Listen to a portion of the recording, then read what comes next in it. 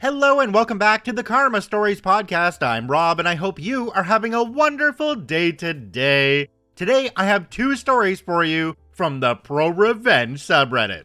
The Karma Stories podcast is published to all major podcasting platforms, and you can also read along on YouTube under our @Karma Stories podcast handle. Alright, on to today's revenge stories. Let's jump right in. This story comes to us from Fluffy Supermarket 6. Fired from my job, but received a year's worth of pay and got my boss fired. This happened in the early 2010s before the advancement of technology in video editing and content creation. I was hired as a content creator for a university that wanted to leverage YouTube to kickstart their branding campaign.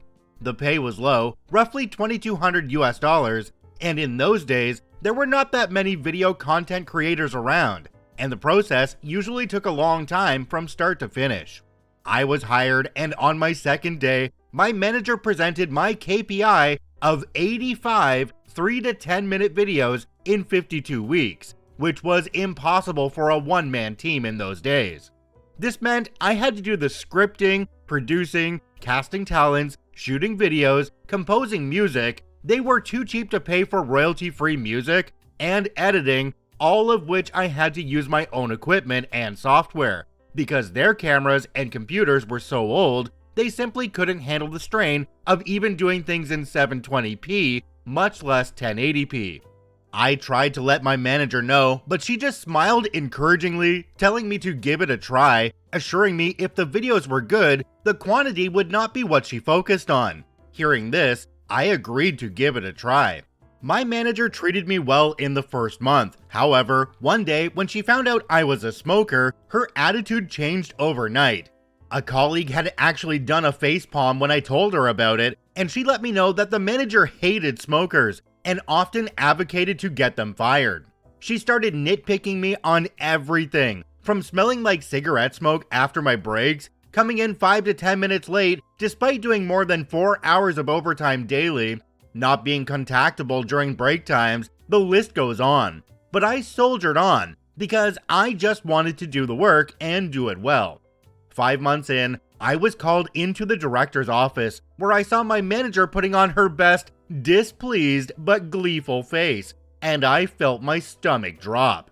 The director told me that she was disappointed because she had heard that I was falling behind on my work, and it was already halfway through the year, and I had only completed 30 out of my 85 videos.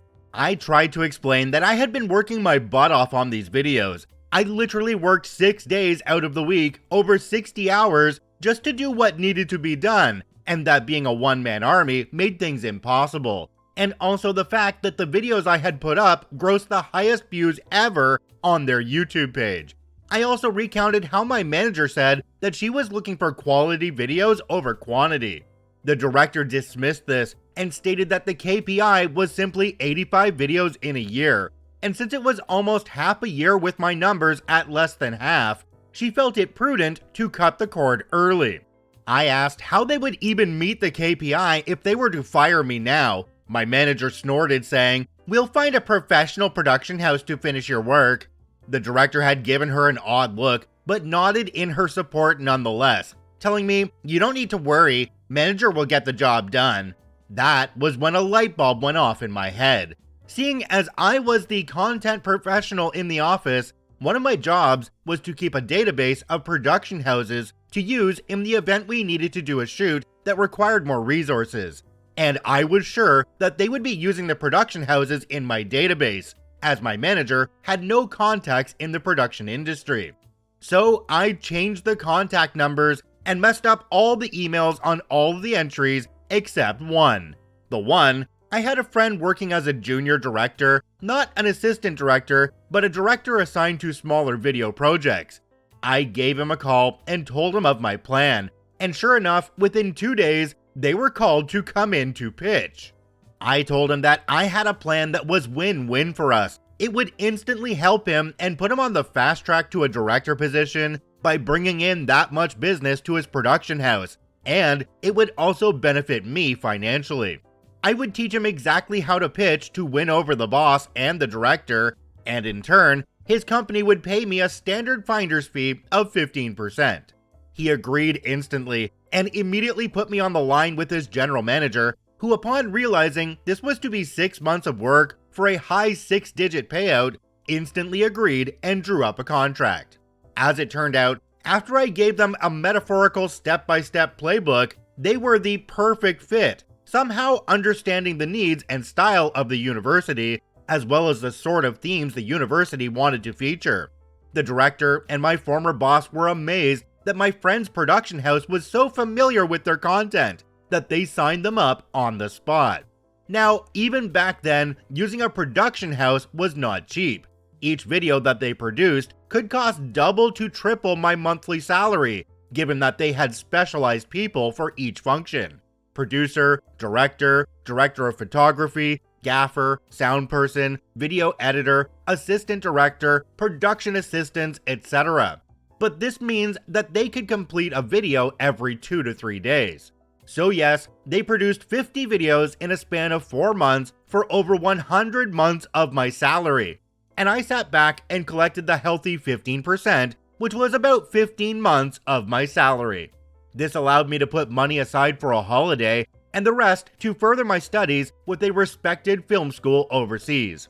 I thought my plan ended here, and I had gotten back at my former bosses, but to my surprise, I received a call from my colleague while I was holidaying in Bali one day.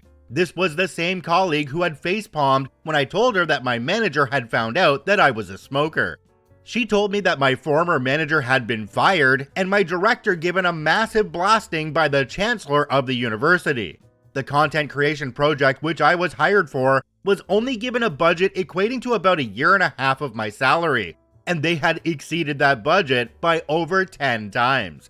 My former manager was so desperate to ensure that her content creation project could be completed that she had thrown caution to the wind, paying anything to get the job done so that she could show my director that she had completed the project and had approved the massive spend without getting consent from the director.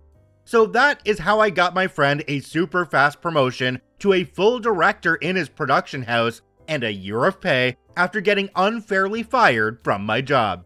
Jumping down to the comment section on this one, we have one from a user called Gem Harder Slayer. It says, "People who have never done video editing have no effing clue how laborious that crap is. The disrespect that the creatives get from people who have never done those types of jobs is hard to believe."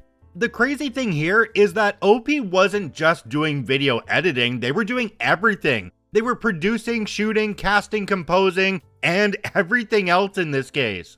Then they have to gather all this footage together and edit it into a video that meets the requirements that have been set out for them. It also sounds like these videos are pretty much the same thing over and over again. Gee, I wonder who knows how that feels after 1,352 videos. You ever wonder why we change things up here every once in a while? It's because I need something different when I'm editing. This story comes to us from Kindly Good 1457. 401k with a side of revenge. Someone suggested I post this story over here. Enjoy. When our first child was born, my ex forced me to quit my job. When our second child was 2, I found out about his affair. By then, he was extremely verbally, emotionally, and sometimes physically abusive. When he abused our firstborn, I put him out. That was in 2012. I couldn't afford daycare to work and had no family support. He refused to give me any money to take care of the kids, saying, "The courts haven't ordered me to give you a dime." He lied to the bank and had my accounts frozen, and even hurt me when I filed for default in the divorce. The judge finally ordered him to pay child and spousal support 6 months after I kicked him out. It was $2,562 a month. He refused to pay it until the garnishment kicked in, and by then, he was $6,000 behind in support. I used that to get permission to move away. I remarried a year after the divorce. I checked the court docs, and there was a little box that said, "Spousal support stopped upon remarriage," if that box was checked. It wasn't checked, so I figured I was good. Instead of filing for his retirement, I just took that year of spousal support, $12,000, and left it alone. Spousal support was only ordered for 2 years. In 2017, he filed for sole custody of the kids out of nowhere. That was when he found out I had remarried, and he had paid spousal support to me during the first year of my marriage. I told him I took that money instead of filing for my share of his retirement. I said if he let me keep that $12,000, I wouldn't file to split his 401k. He demanded that I repay the spousal support. The judge ordered me to repay it, but increased child support and deducted the repayment from that. It ended up that I got an extra $20 a month, and he repaid himself. He dropped his bid for custody in exchange for 2 extra weeks in the summer. I pursued the retirement account split. He refused to cooperate and dragged it out for 4 years. It was so bad, they sanctioned him, and he had to pay me $600 a month for a year in addition to child support. They also charged him with contempt. In January 2021, he proposed to his girlfriend. In May of 2021, I finally got the disbursement from his 401k. I won't say how much it was, but it was about 4 times the amount of spousal support overpayment. I had no idea it would be that much. I had thought it would be around $12,000, which is why I thought keeping that year of spousal and not filing for his retirement account was a fair trade. Had he not tried to take the kids from me, I never would have filed to split the account. Play stupid games, win stupid prizes. His fiancée emailed me recently and told me it's my fault he won't marry her because I cleaned out his retirement account. She said I shouldn't have stolen his money. I told her that I gave him the option to let me keep that year of spousal support or take it back, and I could file for his retirement. He chose to have me file for his retirement. I told her that if he really wanted to marry her and protect his assets, they could get a prenup so he wouldn't have to worry about it. She said she shouldn't have to sign a prenup because I robbed him.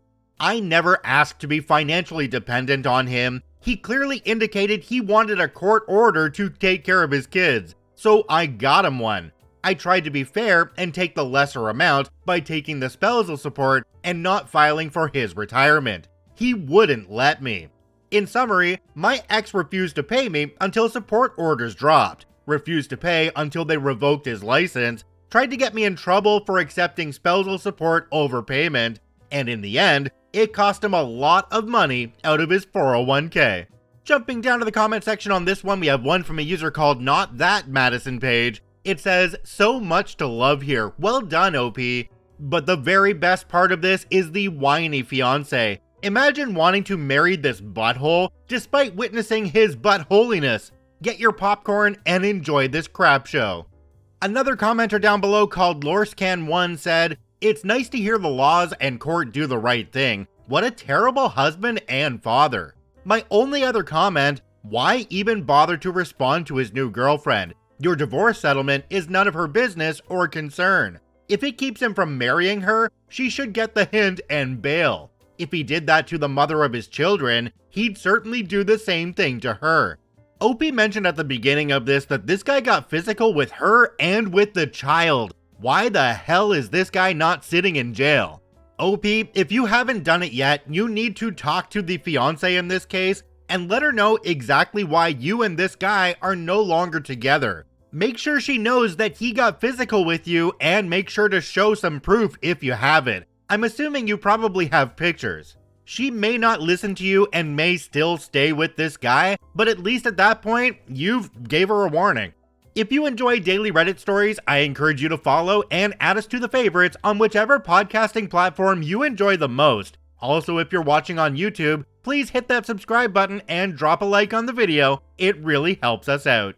I thank you for watching and listening. I hope you have a wonderful day, and we'll see you tomorrow.